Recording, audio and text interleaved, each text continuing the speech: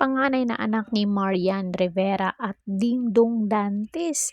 Grabe ang saya nang mapanood ang concert ni Olivia Rodrigo. Makikita mo sa mukha ni Zea na sobrang saya niya talaga nang makita ang international singer.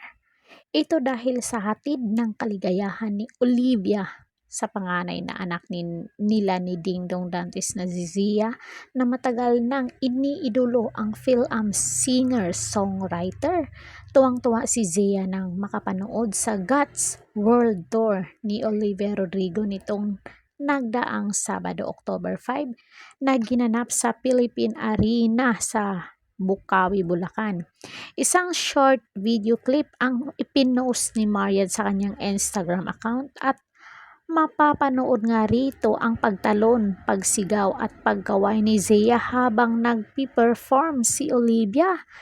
Kung saan ka masaya anak, nandito lang kami para suportahan ka. We love you, ang inilagay na caption ni Mariam sa Instagram reel. Talaga namang todo suporta itong mama ni Zea. Super thankful ang kapuso actress at TV host kay Olivia dahil talaga namang nag-enjoy ng bonggang-bongga ang kanyang anak.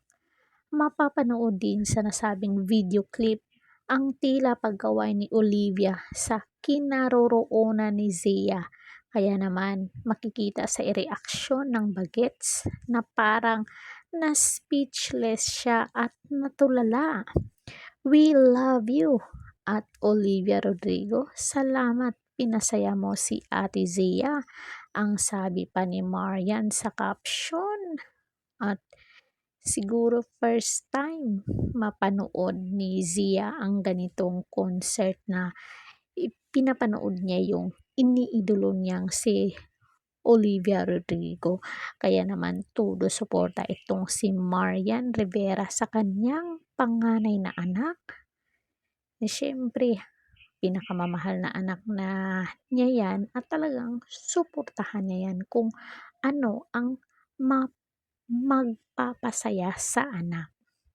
So yun lang mga marites, comment down kayo kung ano ang inyong naging pahayag dito. Don't forget to like, share, and subscribe Caridad Official TV para updated kayo lagi. Thank you so much.